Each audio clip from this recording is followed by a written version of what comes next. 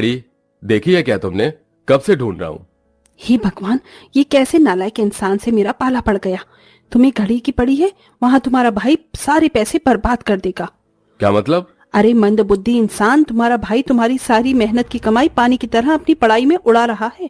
देखना, एक दिन वो हमें कंगाल बना देगा, फिर कटोरा पकड़ के बैठे रहना मंदिर के बाहर। तुम सही कह रही हो, मैं आज ही अमन से बात करता हूँ। देख अमन, अब तेरी पत्नी गर्भवती है, तुझे यह पढ़ाई वढ़ाई छोड़कर मेरे साथ कपड़े की दुकान में लग जाना चाहिए। यूं पढ़ाई में इतने पैसे बर्बाद करना ठीक नहीं है। भैया, मैं आपसे कितनी बार कह चुका हूं कि उस छोटी सी कपड़े की दुकान में कुछ नहीं रखा। मेरी इतनी पढ़ाई करने का सिर्फ एक ही मकसद है कि मैं एक अच्छा बिजनेस खोल सकूं। और रही बात पैसों की, तो इस पैसों पर जितना हक आपका है उतना ही मेरा है। इतना कहकर अमन कमरे में चला जाता है। देख लिया अपने छोटे भाई का रवैया। अब तो मुझे पूरा यकीन हो गया है, ये एक दिन हमें लात मारकर इस घर से निकाल देगा। लगता है अब टेढ़ी उंगली से घी निकालने का समय आ गया है। जतिन सुलेखा चुपके से घर के पैसे और ज्वेलरी को अमन के कमरे में छुपा देते हैं और पैसे चोरी होने का शोर मचाते हैं। थोड़ी देर में पुलिस आकर सारे घर की तलाशी लेती है और सारा सामान अमन के पास से मिलता है। अमन, मैं कभी सोच भी नहीं सकता था कि तू इतनी नीच हरकत पर उतर आएगा। नहीं भैया, ये किसी की साजिश है। भला मैं हमारे पैसे क्यों चुराऊंगा? अरे ये तो अब थाने चलकर ही पता चलेगा। अपने ही खून को जेल भिजवाकर मुझे कौन सी शांति मिलेगी? लेकिन आज के बाद तू और तेरी पत्नी हमारे साथ नहीं रहेंगे। निकल जाओ मेरे घर से। भाभी, आप तो एक औरत हैं और आप तो मेरी हालत समझ सकती हैं। ऐसी हालत में मैं कहाँ जाऊंगी? जहन्नुम में जाओ, लेकिन मैं तुम दोनों को इस घर में नहीं रुकने दूंगी। सुनिए, अब मुझसे और चला नहीं जा रहा। जागृति, वो देखो, वहां सामने पार्क है। मैं तुम्हें वहां ले चलता हूँ, वहां तुम थोड़ी देर आराम कर लेना।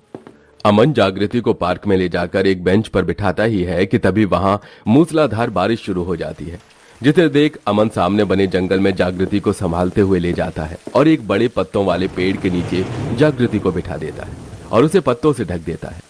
अमन जागृति बारिश में भीगते भिगाते अपनी पूरी रात गुजारते हैं। सुबह होने के साथ साथ बारिश भी रुक जाती है। मेरा पेट, मेरे पेट में बहुत दर्द हो रहा है।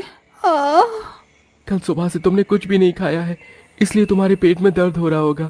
ऐसी हालत में भूखे रहना ठीक नहीं है। रुको, तुम यहीं मेरा इंतजार करो, मैं कुछ फल वगैरह देखता हूँ। अमन फल की तलाश में निकल जाता है। थोड़ी दूर पर अमन को एक बड़ा सा सेब का पेड़ दिखाई देता है। अरे, ये सब तो काफी अच्छे हैं, मैं इन्हें ही तोड़ लेता हूँ। अमन जैसे ही सेब तोड़ने के लिए उस पेड़ के पास जाता है तो देखता है कि पेड़ के नीचे एक 500 का नोट पड़ा हुआ है। अरे, ये तो 500 का नोट है। लगता है शायद कोई यहाँ गिरा गया हो। इसकी मदद से मैं जागृति को अच्छा खाना आराम से खिला सकता हूँ। अमन जैसे ही उस 500 के नोट को उठाने के लिए जाता है तो पेड़ के नीचे बने दलदल में फंस जाता है। अरे, मदद करो, मेरी कोई मदद करो, बचाओ मुझे, बचाओ। अमन के चिल्लाने की आवाज उसकी पत्नी जागृति तक जाती है। हे भगवान, ये तो इनकी आवाज है। जागृति अपने पति के चिल्लाने की आवाज सुन खुद को संभालते हुए उस आवाज का पीछा करती है और देखती है कि उसका पति दलदल में फंसता जा रहा है। हे भगवान, आप इस दलदल में कैसे फंस गए? जागृति, यहाँ से चली जाओ, वरना तुम भी मेरी तरह इस दलदल में फंस जाओगी। नहीं, मैं आपको छोड़कर कहीं नहीं जाऊंगी। आप मेरी साड़ी का पल्लू पकड़ लीजिए, इसकी मदद से आप ऊपर आने की कोशिश कीजिए।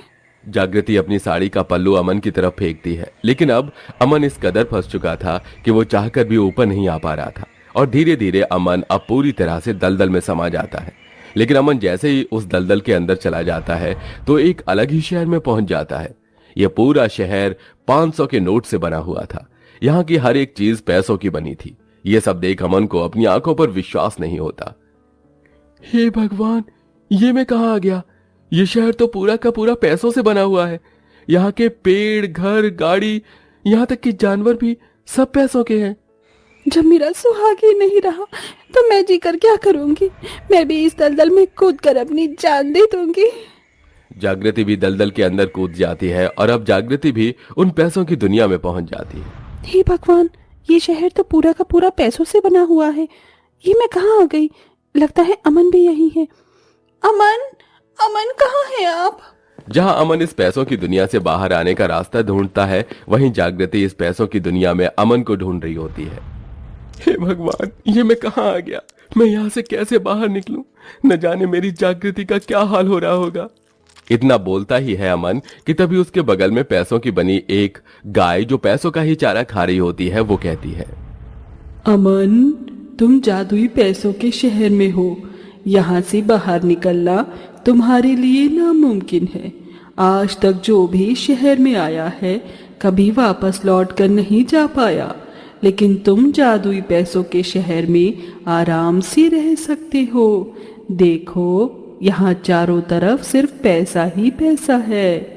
इस जादुई मायावी पैसों के शहर की तरह तुम भी मायावी हो। मुझे ये पैसे दौलत कुछ भी नहीं चाहिए। मुझे तो बस अपनी जागृति के पास जाना है और मैं उसके पास जाकर ही रहूंगा। इतना कहकर अमन फिर से बाहर निकलने का रास्ता ढूंढता है। वहीं जागृति, अब मैं कहाँ ढूंढूं इस पैसों के शहर में अमन को? हे भगवान, अब आप ही मेरी कोई सहायता कीजिए। जागृति पैसों से बने हुए पेड़ के नीचे बैठकर रो रही होती है कि तभी वहां पैसों की बनी हुई एक तितली उड़ती हुई जागृति के पास आती है। तुम यहाँ ऐसे बैठे बैठे क्यों रो रही हो?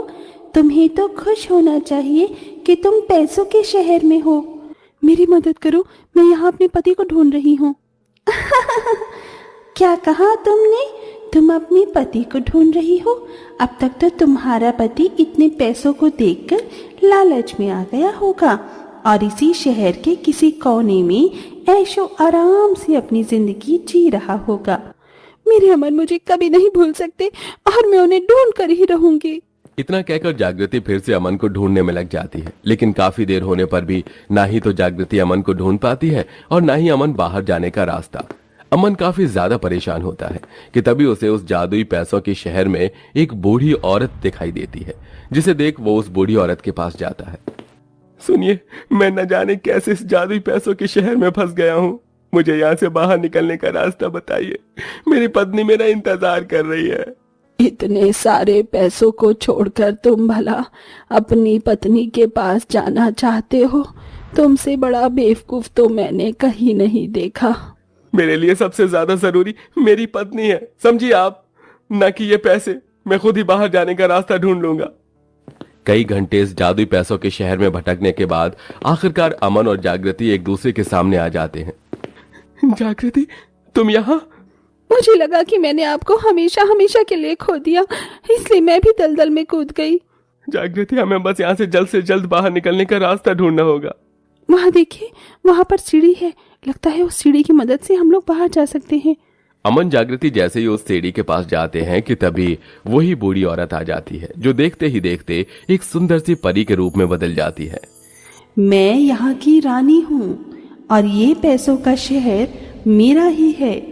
आज तक जो भी इस पैसों के शहर में आया, पैसों की चकाचौंध देखकर अपने ईमान को भूल गया, लेकिन तुम दोनों पति पत्नी अपने ईमान को नहीं भूले और आखिरी वक्त तक एक दूसरे को ढूंढते रहे। इसलिए अब तुम जब चाहे यहाँ आकर इन जादुई पैसों को ले जा सकती हो, लेकिन याद रहे, जिस दिन तुम्हारे मन में किसी भी तरह का कोई लालच आएगा तो ये जादुई पैसे हमेशा के लिए गायब हो जाएंगे। दोनों पति पत्नी उन पैसों को लेकर बाहर आते हैं और उन पैसों की मदद से अमन अब अपना खुद का बिजनेस खोलता है और दोनों पति पत्नी अब ऐशो आराम से रहते हैं। साथ ही साथ उन जादुई पैसों की मदद से हर गरीब इंसान की मदद करते हैं। जहां एक तरफ अमन और जागृति की अच्छाई की वजह से उन्हें भगवान अच्छा फल देता है, वहीं सुलेखा और जतिन के लालच की वजह से उनका सब कुछ तबाह हो जाता है और वो रोते हुए अमन और जागृति के पास आते हैं। जागृति, अमन, हमें माफ कर दो।